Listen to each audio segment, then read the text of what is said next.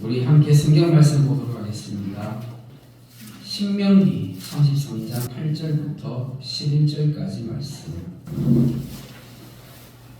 오늘은 저주에서 축복으로라는 말씀의 제목을 가지고 우리가 함께 하나님의 말씀을 나누도록 하겠습니다. 오늘 오전의 말씀 제목이 뭐였습니까? 회개의 기회입니다. 우리가 죄악 가운데 살아갈 때에 하나님께서 우리에게 무엇을 주시는가요? 회개의 기회를 주셨죠. 그런데 그 회개의 기회를 붙잡은 사람, 그 회개의 기회를 붙잡은 사람들은 이제 어떻게 되어지는가? 우리가 저주 아래 있다가 이제 축복의 자리로 나아가게 되는 것입니다. 오늘 이 말씀이 우리 한 사람 한 사람 모두에게 다 임하기를 축복합니다. 아멘. 모세가 이스라엘 백성들을 애굽에서 출애굽해가지고 광야에서 40년이라는 시간을 보내고 그리고 난 다음에 요단 동편 모압 땅까지 왔습니다. 그 모압 땅에서 이제 저 요단강 건너에 있는 가나안 땅을 바라보면서 이제 죽음을 앞두고 있는 거예요. 하나님께서 모세에게 말씀하셨잖아요. 너는 저 요단을 건너지 못한다 라고 말씀하셨습니다. 그때 이제 이 마지막으로 모세가 그 사랑하는 백성들, 이스라엘 백성들에게 마지막으로 설교한 내용이 유언으로 남긴 내용이 신명기 말씀이에요. 신명기는 모세의 유언입니다. 근데 그 모세의 유언 가운데 이 33장에는 뭐가 나오냐면 모세가 이스라엘 백성들 한 지파 한 지파 그 이름을 부르면서 축복하는 거예요. 축복하는 거예요. 축복하면 좋지 않습니까? 이 축복이 내게도 임하면 더 좋지 않겠습니까? 그죠? 네, 그런 마음, 그런 믿음으로 우리가 함께 이 말씀을 오늘 나눴으면 좋겠습니다. 그런데 오늘 조금 전에 우리가 읽었던 이 신명기 33장 8절부터 12절까지 말씀은 사실 좀 의아한 부분이 있는 거예요. 왜냐하면요, 이 레위 지파가 사실 축복을 받기 이전에 옛날에 저주를 받은 적이 있었거든요. 창세기 49장 5절 말씀을 보면 이런 말씀이 있습니다. 시몬과 레위는 형제요, 그들의 칼은 폭력의 도구로다 하면서 창세기 49장에는 어떤 내용이 나오냐면 이스라엘의 12지파의 조상들은 이 12아들들의 그 아버지인 야곱이 죽기 전에 유언을 하는 거예요. 야곱이 죽기 전에 마지막으로 유언을 하면서 남긴 그 내용 가운데, 그 말들 가운데 앞으로 이제 이 야곱의 아들들이 미래에 어떻게 될 것인지, 그러니까 선지자적인 어떤 그런 관점에서 야곱이 유언을 남긴 거거든요. 그러니까 이 12아들 가운데 축복을 받은 아들들도 있고 저주를 받은 아들들도 있는 거예요. 그런데 그 가운데 이 5절과 6절, 7절 말씀을 보니까 시몬과 레위는 형제요, 7절을 보니까 그 노용이 혹독하니 저주를 받을 것이요 하면서 시몬과 레위는 축복을 받았어요? 저주를 받았어요? 저주를 받았어요.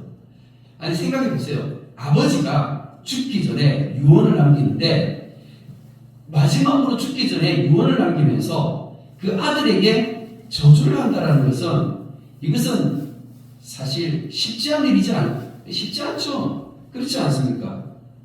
대부분의 이 부모들은 죽기 직전에 어떻게 하면서 죽습니까? 그래도 축복하면서 잘 되기를 바라고 그렇게 죽지 않습니까? 그런데 야곱이 죽기 직전에 시몬과 레위는 저주를 하는 거예요.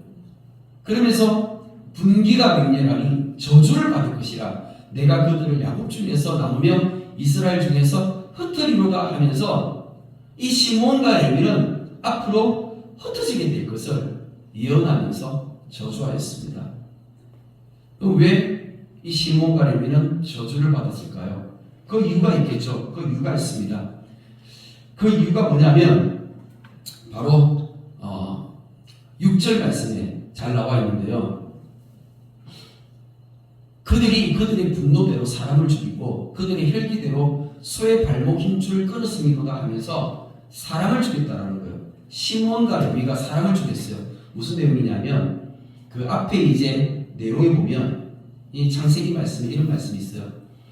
그러니까 야곱이 그 외삼촌 집에 도망을 갔잖아요. 외삼촌 집에 도망을 갔다가 돌아왔습니다. 가나안 땅으로 돌아왔을 때 그때에 이제 세겜이라는 성읍에 이르렀어요.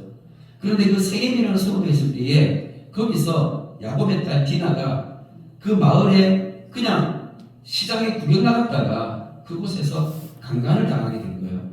이 강간을 당했을 때 그때 거기에 대해서 화가 난 사람들이 있었어요. 그 화가 난 사람들은 사실 가족들이 이렇게 다 화가 났겠죠. 근데 그 가운데 특별히 화를 낸 사람들이 누구냐면 시몬과 레위이죠. 그러니까 이 사람들은 원래 성격이 급한 사람들이고 성격이 포악한 사람들이에요. 시몬과 레위는 성격이 급하고 성격이 포악하다 보니까 악한 것들을 생각하고 악한 것들을 도모하게 되는데, 근데 그들이 무엇을 도모했냐면 그 세겜 성읍의 추장이었던 세겜이 그 딸 디나를 강간했지만 그래도 그 딸 디나를 사랑했던 거예요. 그래서 결혼하려고 청혼을 했는데 그 세겜을 속여가지고 그래 우리가 너희와 함께 결혼을 하겠다. 같이 이 혼인을 허락해 주겠다. 대신에 하나를 너희들이 해야 돼 하면서 거짓으로 속여가지고 뭘 했냐면 할례를 다 받게 한 거예요. 그 세겜만 할례를 받는 것이 아니라 그 세겜 성읍에 살았던 모든 남자들이 다 할례를 받아가지고 함께 이렇게 한 부족이 되게끔, 그렇게 한 혈연이 되게끔 그렇게 하자고 했는데, 사실 이것은 시몬과 레위가 거짓말을 한 것이고 그들을 속였던 거예요. 그러면서 3일이 지난 후에 이 할례를 받고 난 다음에 3일이 지났을 때 그들이 가장 아파가지고 살을 뺐으니까 얼마나 아프겠어요. 그런데 가장 아픈 그 상황 가운데, 고통 가운데 있는데 사람들이 다 누워가지고 있어요. 그때에 시몬과 레위가 칼을 들고 가서 그 사람들을 다 죽여버린 거예요. 그리고 거기 있는 것들을 노란칠하면서 빼앗아 와버렸죠. 하나님 보실 때 이것은 엄청나게 악한 것이었습니다. 그런데 하나님 보실 때에 그냥 저들이 살인하고 빼앗은 것이 악한 것보다 더 악한 것이 있었어요. 그게 뭐였죠? 바로 할례라는 이 축복의 도구를 그들이 살육의 도구로 사용했던 거예요. 사실 이방인들이요, 할례를 받고 그렇게 유대인과 함께 결혼을 하게 되면 이제 그러면 이 사람들은, 이 세겜 성읍 사람들은 어떻게 되어지는 것입니까? 야곱과 같이 하나님 나라의 백성이 되어지는 거거든요. 같이 하나님 나라의 백성이 되어지는데, 그런데 야곱의 아들들이 어떻게 하는 거예요? 같은 하나님 나라의 백성을 자기들이 원수가 없는다고 칼을 들고 가서 다 죽여버리는 거예요. 사실 원래 이 사람들이, 야곱의 아들들이 해야 되는 일이 뭐였는데요? 자기들이 그렇게 얘기를 했고, 그리고 그 서로 사람들이 실제로 다 할례를 받고 다 그들과 함께 결혼을 하면서 나왔으면 이제 어떻게 해야 되는 거예요? 하나님의 말씀, 율법을 가르쳐가지고 그들이 하나님의 온전한 백성이 되게끔 하는 것이 원래 이들이 해야 될 일이었음에도 불구하고 어떻게 하는 거예요? 원수를 갚은 것이죠. 그럼 이게 하나님 보실 때 어떤 거예요? 진짜 악한 것이죠. 진짜 악한 거예요. 하나님의 선한 도구를 가지고 이 사람들은 악으로 사용했던 거예요. 그러니까 하나님께서 이것을 보실 때 악하다 하지 않겠습니까? 그리고 야곱이 이것으로 인해서 그 마음 가운데 평생에 한이 맺혀진 거예요. 그리고 이때에 그 주변에 세겜 성읍과 또 동맹을 맺은 부족들이 있잖아요. 그 부족들이 언제 쳐들어올지 모르니까 야곱은 언제 어떻게 될지 모르는 그런 상황 가운데서 두려움 가운데 살았던 거예요. 그러니까 엄청나게 오랜 시간을 두려움 가운데 떨었던 것이죠. 누가 우리에게 와서 보복을 갈지. 사실 야곱의 가족은 소수이고 그 주변의 성읍들은 강하잖아요. 숫자가 많잖아요. 그러니까 어떻게 될지 알 수 없으니까 굉장히 두려웠는데, 야곱이 죽기 직전에 마지막으로 유언을 남기면서 시몬과 레위에게 그때 이 살육을 주도하고 이 거짓말을 시작했던 그 아들들에게 축복이 아닌 저주를 남긴 것이에요. 그러면서 그 노예의 호또하니 저주를 받을 것이요 분기가 맹렬하니 저주를 받을 것이라. 내가 그들을 야곱 중에서 나누며 이스라엘 중에서 흩어리로다 라고 하시면서 이 하나님의 말씀을, 이 하나님의 예언을 그대로 전했던 것입니다. 그러면 시몬과 레위는 이 말이 이제 어떻게 되겠어요? 그들의 마음 가운데 앞으로 계속 남아져 있을 것이며 그 후손들은요 그 저주 아래 어떻게 해요? 묶이게 되는 것이죠. 시몬 가룟 지파는 이제 그 저주 아래 그대로 묶이게 되어지는 거예요. 이런 상황 가운데 있습니다. 사실 이것은 우리에게도 주는 실사가 있어요. 우리가 이 땅 가운데 태어났어요. 우리가 이 땅 가운데 태어날 때 우리가 어떻게 태어난 줄 아세요? 다 죄인으로 저주 가운데 태어나게 된 것입니다. 우리가 죄인 가운데 저주 가운데서 태어났다가 그런데 내가 예수 그리스도를 만나고 하나님을 만나서 이제 복을 받은 거예요. 내가 하나님을 예배함으로 하나님께서 내가 하나님 앞에 나와서 예배하는 그 모습을 보시고 하나님께서 나를 예배자로 삼아주시고 하나님 우리에게 복을 주시는 거예요. 그래서 예수 그리스도를 위해서 저주가 축복으로 바뀌어지게 되어 있습니다. 우리 한 사람 한 사람이 그것을 체험하고 경험하지 않습니까? 그런데 우리가 받은 이 복이 구약에서 보니까 이 레위 지파가 그렇게 저주를 축복으로 바꾸게 된 거예요. 오늘 우리가 말씀을 통해서 보니까 이런 말씀이 있는 것입니다. 오늘 이것도 우리 8절 말씀 한번 볼게요. 레위에 대하여 이르렀을 때 주의 둔민과 우림이 주의 경건한 자에게 있도다. 주께서 그를 마사에서 시험하시고 머리가 물가에서 그와 다투셨도다. 그는 그의 부모에게 대하여 이르기를 내가 그들을 보지 못하였다 하며 그의 형제들을 인정하지 아니하며 그의 자녀를 알지 아니하는 것은 주의 말씀을 준행하고 주의 언약을 지킴으로 말명이로다. 무슨 말인지 잘 이해는 안 되는데 그런데 이 말씀은 아까 앞에 야곱이 그 아들들을 저주했던 내용과는 분명히 다른 내용임을 우리가 알 수가 있습니다. 그러면서 우리가 율법을 잘 아시는 분들은 이게 보이는 거예요. 뭐냐면 주의 둔민과 우림이 주의 경건한 자에게 있도다라고 얘기하는 거예요. 우림과 둔민이라는 게 뭐냐면요, 이거는 여기 제사장이 가슴에다가 우림과 둔민이라는 이렇게 패를 가슴에 붙이고 있는 거예요. 근데 이 패는 어떻게 사용하는 것이냐면 제비를 뽑는 거예요. 이게 어떻게 이 우림과 둔민을 던져가지고 제비를 뽑는지 우리가 구체적으로 알 수가 없지만 그런데 제사장이 하나님 앞에 기도하면서 하나님의 뜻을 물을 때 예를 들어서 하나님 전쟁이 있는데 이 전쟁에서 우리가 저 전쟁에 나가야 됩니까? 아니면 가지 않아야 됩니까? 하나님의 뜻을 물을 때 이 우림과 둔민을 던져가지고 제비 뽑기를 통해서 그렇게 하나님의 뜻을 물을 때 사용하는 거예요. 그러니까 이 우림과 둔민이 주의 경건한 자에게 있다는 거예요. 근데 여기서 주의 경건한 자가 누구예요? 레위 지파를 얘기하는 거잖아요. 레위 지파는 축복을 받은 사람들이 아니면 저주를 받은 사람들이에요. 야곱으로부터 저주를 받은 사람들인데 어느 순간에 갑자기 여기 와가지고 지금 모세가 이들을 주의 경건한 자라고 하면서 지금 그들을 축복하고 있는 거예요. 그러면서 주의 우림과 둔민이 레위에게 있다라고 이야기하는 것입니다. 이것은 무슨 말이냐면 이제 레위 지파가 하나님 앞에 서서 하나님의 제사를 섬기는 예배를 섬기는 그런 지파가 되었다라는 것을 이야기해주고 있는 것이에요. 그런데 이 일이 그러면 어떻게 해서 원래 저주받은 이 지파가 하나님을 예배하는 자들이 되고 이렇게 제사 가운데 제사를 섬길 수 있는 지파가 되었는가? 이게 중요한 거잖아요. 그 사건이 있습니다. 우리가 그 사건을 말씀을 통해서 보면 출애굽기 32장에 나옵니다. 제가 말씀을 한번 읽어보겠습니다. 25절 말씀에 모세가 먼저 백성이 방자하니 이는 아론이 그들을 방자하게 하여 원수에게 조롱거리가 되게 하였습니다. 이에 모세가 진문에 서서 이르되 누구든지 여호와의 편에 있는 자는 내게로 나오라 하매 레위 자손이 다 모여 그에게 가는지라. 아멘. 무슨 말이 있냐면 이때가 언제냐면 이스라엘 백성들이 출애굽해가지고 광야로 들어와서 1년 동안 처음에 머무르던 곳이 있어요. 그곳이 어디입니까? 바로 시내산입니다. 이스라엘 백성들이 시내산에 모여가지고 그곳에서 1년 동안 있으면서 처음 모세가 어떻게 해요? 시내산에 하나님 앞에 나아가서 뭘 받아왔습니까? 십계명, 율법을 받아나왔죠. 그렇게 처음 하나님 앞에 올라가가지고 십계명 돌판을 가져가 내려오는데 그런데 40일 동안 금식하고 십계명 두 돌판을 딱 받아가지고 이제 그 시내산에서 내려오는데 이스라엘 백성들이 그 시내산 입구에서 뭐하고 있었어요? 금송아지를 만들어가지고 제사를 드리면서 우상을 섬기고 있는 거예요. 화가 났던 그 모세가 어떻게 했어요? 그 십계명 두 돌판을 집어 던져버리면서 그러면서 그 금송아지를 불살라버리고 화가 엄청나게 났죠. 왜 십계명 돌판을 집어 던져버렸을까요? 그 이유가 있습니다.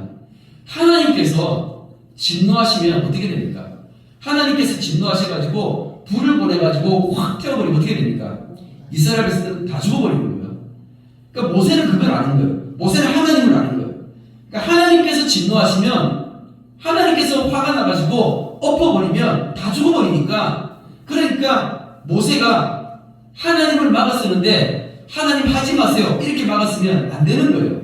그러니까 하나님이 화를 내기 전에 모세가 먼저 화를 내가지고 십계명 돌판을 확 집어던지면서 하나님을 대신해서 모세가 화를 내면서 그 이스라엘 백성들에게 이것들을 하나님의 그 진노를 대신했던 거예요. 그러니까 하나님 입장에서는 하나님 화를 딱 내라 하는데 누가 먼저 화를 내는 거예요? 모세가 화를 내니까 하나님은 어떻게 해요? 그럼 하나님은 당연히 모세의 뒤에 있을 수밖에 없는 거죠. 모세의 뒤에 있으면서 어떻게 해요? 모세가 어떻게 하는지 지켜보는 거죠. 그렇잖아요. 모세가 어떻게 하는지 지켜보면서 하나님께서 어떻게 해요? 그래. 일단은 하나님 수준에서 봤을 때는 좀 미약하지만 그래도 어떻게 해요? 모세가 지금 잘하고 있는 거예요. 그래 잘하고 있네. 하면서 이렇게 모세가 보는데 그때에 모세가 이스라엘 백성들 앞에 나와서 한마디 하는 거예요. 뭐라고 하냐면 26절에 보니까 누구든지 여호와의 편에 있는 자는 다 내게로 오라. 여호와의 편에 있는 사람들 다 내게로 오라. 그러면은 이 여호와 편에 있었던 사람들은 누굴까요? 레위 사람들인데 이 레위 사람들은 어떻게 여호와의 편에 있는 거예요? 지금 이제 이 시내산 앞에서 금송아지 만들고 우상 숭배하면서 막 사람들이 춤추고 난리를 피웠잖아요. 그런데 거기에 동참하지 않았던 사람들이 누구라는 거예요? 레위 사람들이라는 것이죠. 레위 사람들은 거기에 동참하지 않았던 것이에요. 그것을 지켜보고 있었어요. 그것을 반대했지만 자기들이 그것을 막을 수 있는 힘이 없으니까 그냥 지켜보고 있었는데 그 마음 가운데 울분이 있었는데 화가 났었는데 그 사람들이 보고 있었던 것이죠. 그런데 모세가 얘기하는 거예요. 여호와의 편에 있는 사람 다 내게로 오라. 그러니까 레위 사람들이 나왔어요. 모세가 그들에게 이르되 이스라엘 하나님 여호와께서 이렇게 말씀하시기를 너희는 각각 허리에 칼을 차고 진 이문에서 저문까지 왕래하며 각 사람이 그 형제를 각 사람이 자기 친구를 각 사람이 자기의 이웃을 죽이라 하시느니라. 레위 자손이 모세의 말대로 행하며 이날의 백성 중에 3,000명 가량이 죽임을 당하니라. 무슨 말이냐면 모세가 그 레위 자손들한테 말을 한 거예요. 너희가 각각 칼을 차고 그리고 주변에 이 우상 숭배에 가담하고 앞장섰던 사람들 너희가 그 칼로 다 죽여라는 거예요. 근데 사실 칼로 다 죽일 때 사실 두려움이 있죠. 왜냐하면 그 가운데 누가 있어요? 그 가운데 내 가족이 있을 수 있고 그리고 내 친구가 있을 수 있고 내 이웃이 있을 수 있고 내 형제가 있을 수 있는 거예요. 그럼에도 불구하고 모세가 이렇게 얘기했을 때 레위 자손이 어떻게 했습니까? 칼을 가지고 모세의 마음으로 아니요 여호와의 편에 서서 여호와 하나님의 그 진노하심으로 이 칼을 휘둘러서 다 죽여버린 거예요. 그래서 그날에 3,000명 가량이 죽임을 당했습니다. 모세가 이르되 각 사람이 자기 아들과 자기 형제를 쳤으니 오늘 여호와께 헌신하게 되었느니라. 이 일이 쉽습니까? 자기 가족을 치는 게 쉽습니까? 자기 친구를 치는 게 쉽습니까? 자기 이웃을 치는 게 쉽습니까? 결국 쉽지 않죠. 그런데 왜 이렇게 했을까요? 왜 레위 자손이 이 일에 앞장서서 이렇게 했을까요? 만약에 이렇게 하지 않았으면 하나님께서 진노하셔서 하나님께서 여호와의 불을 그 진노 가운데서 던지시면 어떻게 됩니까? 이스라엘 백성들 다 멸망하는 거예요. 다 죽는 거예요. 다 죽게 되기 때문에 그러니까 이걸 아는 거죠. 하나님을 아는 사람들, 하나님을 두려워하는 사람들 이거 아는 거예요. 그럼 어떻게 해야 돼요? 내 가족 살리려다가 우리 민족이 망하고 우리 나라가 망하면 어느 게 더 큽니까? 어느 게 더 중요한 것입니까? 더 큰 것을 생각하고 더 중요한 것을 보게 되는 거죠. 오늘 오전의 말씀이 어떤 말씀이었습니까? 엘리 제사장에게 회개의 기회가 주어졌어요. 그런데 엘리 제사장은 무엇을 더 사랑했나요? 자기 아들들을 더 사랑했습니다. 무엇보다 자기 아들들을 더 사랑했나요? 하나님을 예배하는 그 예배보다 자기 아들들을 더 사랑했던 거예요. 하나님보다. 이스라엘 백성 전체가 다 나와서 그 성소에서 예배하는데 자기 아들들이 그 예배를 엉망으로 만들어버리는데 그것을 보면서도 막지 못했어요. 그러면 결국에 어떻게 되죠? 그럼 어떻게 돼요? 다 망하는 거예요. 다 죽는 거예요. 엘리 제사장 때문에 다 죽겠는 거예요. 그때 하나님께서 누구를 사용하셨습니까? 사무엘을 사용하신 겁니다. 그 어린 사무엘을 부르셔서 하나님께서 아론의 아들들만이 제사장이 될 수 있어요.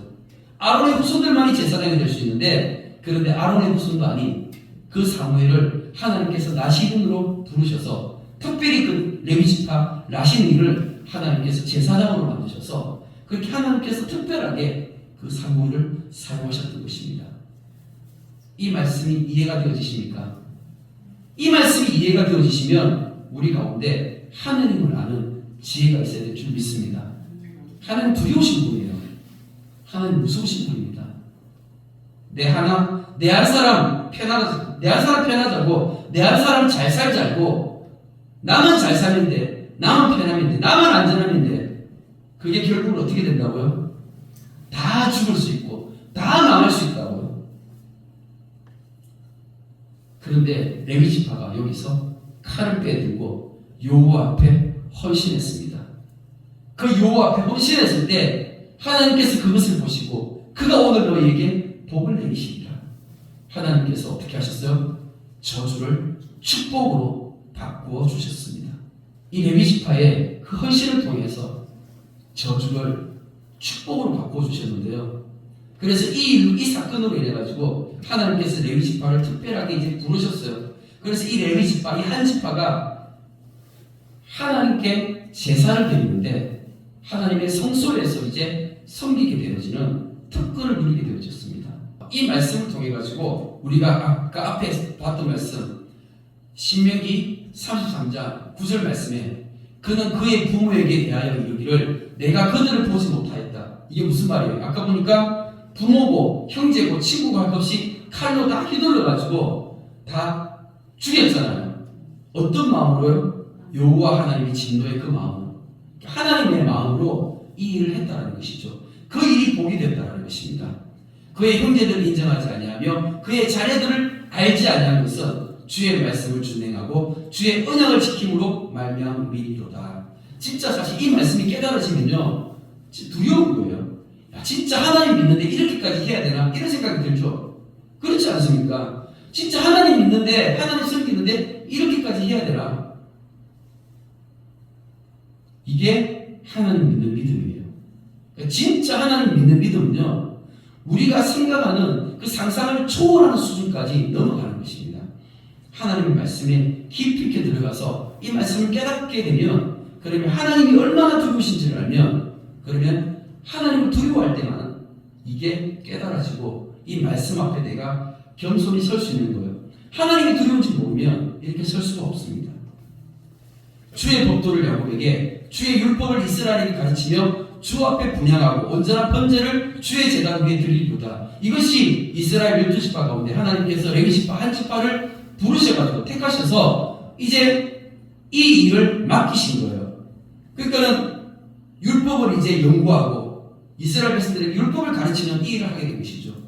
그리고 하나님 앞에 제사를 드리는데 이 제사를 어떻게 해요? 온전한 번제를 드려야 되는 거예요. 레위지파는 하나님 앞에 온전한 번제를 드리기 위해 힘써야 되는 거예요. 여호와여 그의 제사를 풍족하게 하시고 그의 손의 일을 받으셔서 그를 대적하여 일어나는 자와 미워하는 자의 허리를 꺾으사 다시 일어나지 못하게 하옵소서 하면서 마지막에 모세가 레위지파를 어떻게 합니까? 축복하는 장면이 나오죠. 그러면 이것은 뭐예요? 분명히 야곱은 시몬과 레위를 저주하였지만 모세는 레위를 축복하는 그러한 장면이 분명히 나왔으니까 보게 되어집니다. 그런데 우리가 이 신명기 33장을 보면요, 또 한 가지 생각할 게 있습니다.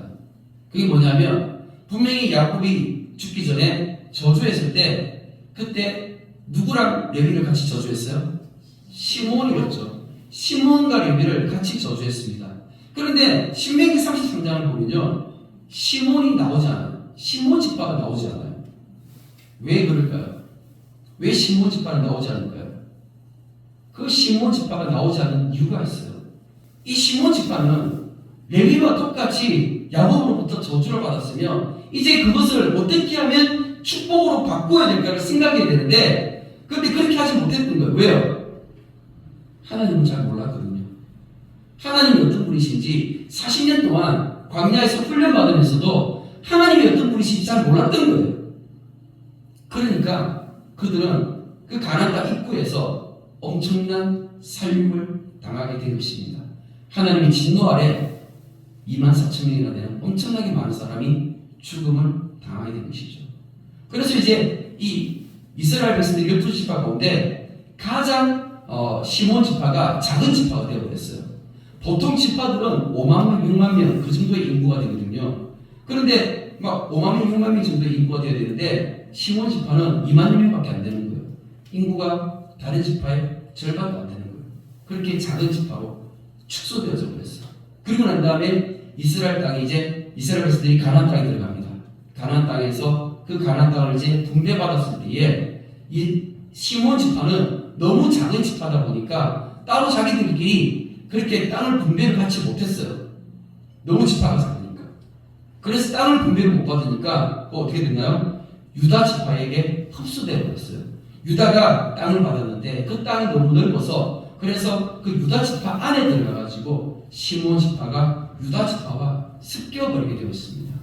그러면서 시간이 지나면서 시몬 지파는 굉장히 약해져 버리고, 그리고 하나님 보실 때 굉장히 미약하게 그렇게 이 저주가 계속 흘러가는 그런, 처음 야곱에게 이 받았던 이 저주가 계속 이어져 가서 끝까지 그 저주 안에서 계속 이어져 가는 안타까운 모습들을 우리가 볼 수밖에 없게 되어지는 것입니다. 그런데 레위는 어떻게 되었습니까? 레위는 비록 야곱으로부터 저주를 받았었지만, 그런데 여호와 하나님의 마음을 알고 하나님의 마음으로 하나님의 편에 서가지고 용기를 내어서 믿음으로 하나님의 편에 서서 살육을 감행했을 때에 하나님께서 그것을 칭찬하시고 어떻게요? 저주를 축복으로 바꾸어 주셨습니다. 우리가 지금 이 시대를 살아가는 우리도 동일합니다. 이 시대를 지금 우리가 살아가면서 우리가 어떻게 믿음으로 살아가야 될지를 말씀을 통해서 우리에게 보여주시는 거예요. 우리는 이 땅 가운데 태어나면요, 다 저주받은 죄인들이에요. 우리는 죽을 수밖에 없는 인생들이에요. 그런데 하나님께서 예수 그리스도를 통해서 우리가 이 저주 아래에서 축복의 자리로 옮겨가기를 원하시는 거예요. 어떻게 하고 옮겨갈 수 있을까요? 예수 그리스도입니다. 예수 그리스도를 따르는 거예요. 예수 그리스도를 어떻게 따라요? 죽기까지 따르는 것입니다. 레위 지파가 여호와의 편에 서서 사람으로서는 할 수 없는 그런 일들까지 행했을 때에 하나님께서 그걸 보신 것처럼, 마찬가지로 하나님께서 우리를 보실 때에 믿음은요, 구원은 각자입니다. 구원은 각자 한 사람 한 사람에게 주어진 것입니다. 나에게 주어진 그 구원을 우리는 다 성취해야 될 줄을 믿습니다. 신명기 30장 19절 말씀 우리 같이 한 목소리로 한번 봉독하도록 하겠습니다. 내가 오늘 하늘과 땅을 불러 너희에게 증거를 삼노라. 내가 생명과 사망과 복과 저주를 내 앞에 두었은즉 너와 네 자손이 살기 위하여 생명을 택하고 내 하나님 여호와를 사랑하고 그의 말씀을 청조하며 또 그를 의지하라. 그는 내 생명이시요 내 장수이시니 여호와께서 네 조상 아브라함과 이삭과 야곱에게 주리라고 맹세하신 땅에 네가 거주하리라. 아멘. 모세가 이스라엘 백성들에게 이렇게 얘기했어요. 뭐라고 얘기했냐면, 생명과 사망과 복과 저주를 네 앞에 두었다. 이스라엘 백성들 앞에 생명과 사망과 복과 저주를 앞에 두었어요. 그러면 생명과 사망과 복과 저주를 주시는 분은 누구예요? 하나님이시죠. 하나님만이 생명을 주시고요. 하나님만이 복과 저주를 다 주실 수 있는 분이세요. 그런데 이거를 누가 선택하는 거예요? 내가 선택하는 거예요. 내가 선택하는 거예요. 내가 생명을 선택할 수도 있고 내가 복을 선택할 수도 있지만 내가 사망과 내가 저주를 선택할 수 있는 거예요. 어떻게 해요? 내가 예배를 무시하면 내가 사망과 저주를 선택하게 되는 것입니다. 하지만 내가 예배를 소중하게 생각하고 내 삶이 예배가 되어지면 그것을 통해서 하나님께서 나에게 생명과 복을 주시는 거예요. 우리의 삶은 예배에 초점이 맞춰져야 됩니다. 하나님은 우리에게 오늘 말씀을 통해서 회개의 기회를 주셨습니다. 우리 보고 돌이키라는 거예요. 내가 돌이키는 것은요, 다른 누구에게 말을 듣는 것이 아니라 하나님의 말씀을 통해서 하나님만 바라보고 주께로 돌아가게 되는 것입니다. 이 말씀이 우리에게 깨달아질 수 있는 지혜가 되기를 축복합니다. 너와 네 자손이 살기 위해서 생명을 택하라. 이것이 모세가 이스라엘 백성들에게 마지막으로 강조하면서 또 강조하면서 했던 그 유언의 말씀입니다. 이 말씀이 우리 주님의 교회 성도들을 한 사람 한 사람에게도 동일하게 성취되어지기를 축복합니다. 2023년도는 우리 주님의 교회 성도님들 한 사람 한 사람이 다 생명을 선택하고 복을 선택해서 다 생명을 선물로 받을 수 있는 주님의 교회가 되기를 축복합니다. 아멘. 사랑의 주님, 감사를 드립니다.